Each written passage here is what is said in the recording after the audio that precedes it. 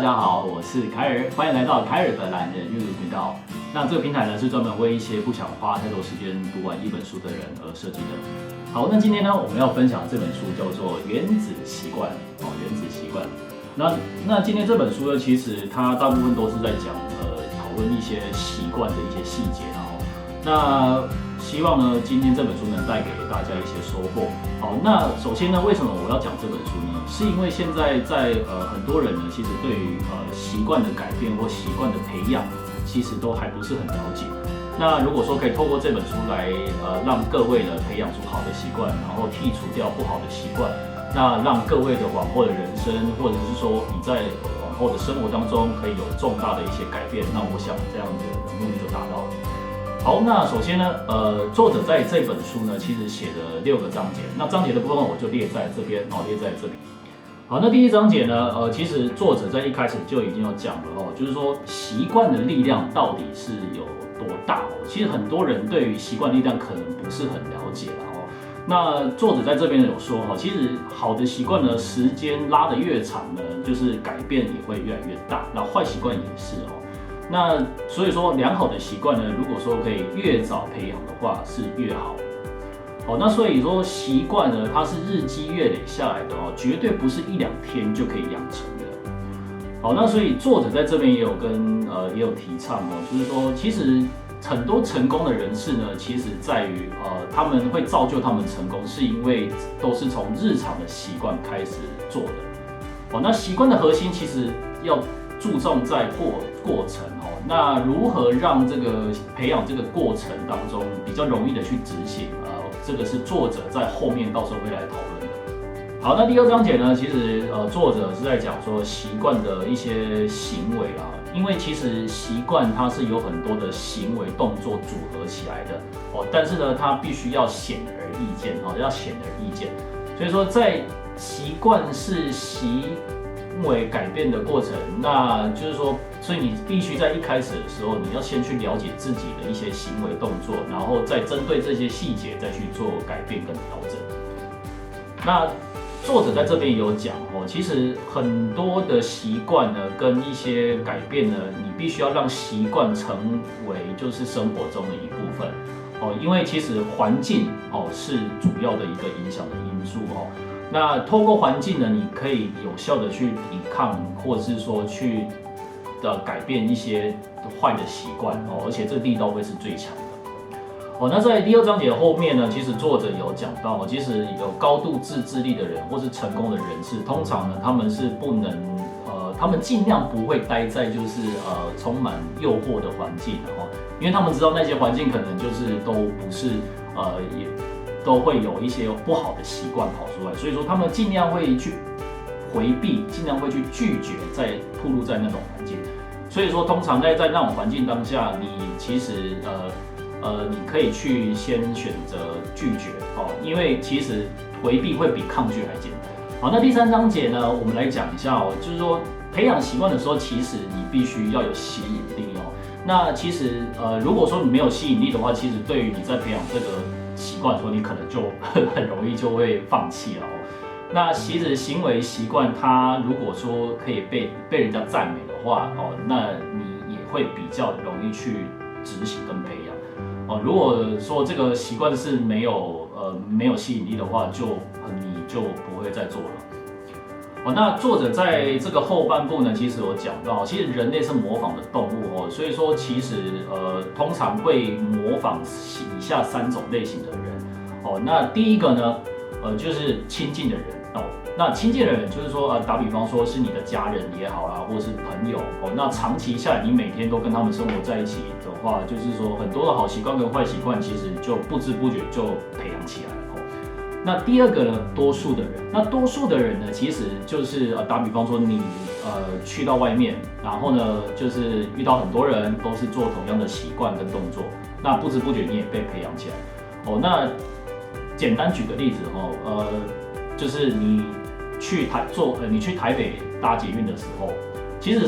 你去坐手扶梯的时候呢，其实很多人呢就都是站在右边，但是其实明文规定没有说搭手扶梯一定要站在右边所以说当你去久了然后大家都站在右边，那你也不由自主去站在右边哦，所以就变成说，其实这个我觉得还蛮有趣的哦，就是日积月累下来，那你就无形中就培养出来了。那第三种呢，就是说比较成功的人，或是有地位有声望的人呢，通常像这种的人，大家也会比较希望会比较会偏向是跟这种人学习跟培养这样子。好，那第4章节我们来讲一下哈，就是说习惯呢其实是要让行动变得更轻而易举，然后就是说，其实你今天不管做了什么样的计划或是调整，你其实最有效的学习方式就是说你要去做，你要去实行跟行动，否则都是空谈的。那作者在这边也有再次强调是说，其实有环境呢是养成习惯的最直接的方式，因为它力道最强，所以说你如果要养成一个习惯，或者是说要剔除一个习惯，其实你可以透过环境，然后来做一个调整是最快的。那当然还有一点可以跟大家再提一下，就是说，如果说当你要培养一个新的环境的时候，新的习惯的时候呢，你可以把这个习惯或是动作呢，把它视化，就是说，当你越重视这个动作的时候，然后你把它做一个像是典礼的样子，然后你的心里其实就会越去重视这个事情，那你相对你在培养这个新的习惯的时候呢，你就会比较容易成功。好，那第5章节，习惯的奖赏，其实习惯它也是需要奖赏的那当然在培养这个习惯的时候，你必须要让你自己开心，要快乐，要愉快你这样子才有办法继续培养下去。那习惯呢？其实它还有一种方式，就是说要奖赏习惯如果说有立即的奖赏，那通常也会比较容易培养起来因为其实人其实都是喜欢做简单的事情，然后呢，最好是我现在做马上就有回报的这一种的东西那这样子是最好最容易达成。好，讲了这么多，最后一个章节第6章节呢，其实就是作者想要告诉各位说，其实很多习惯要怎么让从好的习惯再变得更好那也就是所谓的如何让 A 到 A+。其实作者在这边有讲，其实很多事情你是无法改变外在的环境那其实你是可以，但是你可以去选择说，你接下来要在这个环境里面要怎么去走我觉得这个是大家可以去思考的一个问题那在这边呢，就也顺便跟大家分享就是说，其实呢，很多的专业人士呢，都是坚守了既定的行程，坚守他们的纪律，然后呢，业余者呢，接受生活的干扰。也就是说，其实很多成功人士，他们都是坚守了自己的纪律去做某件事情。那一些业余，他可能就只要人家讲什么不好了，他就觉得说这个好像不好，然后就不做了，然后就很容易就被外面的生活的一些因素来影响然后就停止。好，那成功呢？为什么成功者能成功？是因为呢，他们到了某一个时间点的时候呢，他们还是可以持续去做一些很无聊的事情就是说他们每天还是持续的做，那一次又一次，然后反复的做下去，所以说最后呢，他们就成功了他们就成功了。好，那最后呢，我来讲一下看完这本书的心得其实这本书我看完的当下，其实第一点其实对我来讲就是让我知道说可以如何去改变我的坏习惯也好，或者是说改善我的好习惯也好就是说我会知道说我的平常的一些行为举止那我要怎么去调整，怎么去改善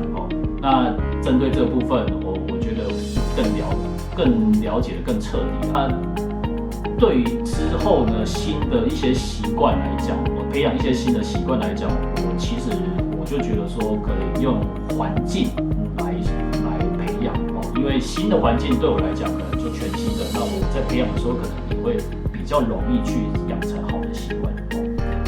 那对我来讲，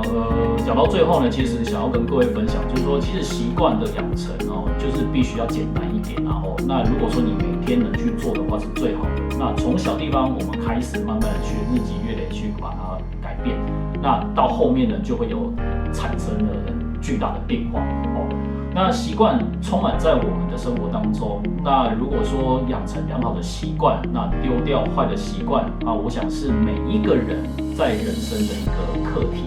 哦，那成功的习惯可以带来我们人生的巨大的变化，那并且迈向成功的人生，那并达成自我的梦想。这是我看完这本书的一个心得了哦。那其实这本书真的写了非常多，非常的棒。那真的也很推荐大家去看一下哦。好，那最后呢，如果你喜欢我的分享的内容，那也欢迎在下面留言哦，那跟我一起交流哦，那再帮我按订阅、分享、开启小铃铛，那这样你就不会错过我的新的影片哦。好，那再请各位多多支持，那我们下次见。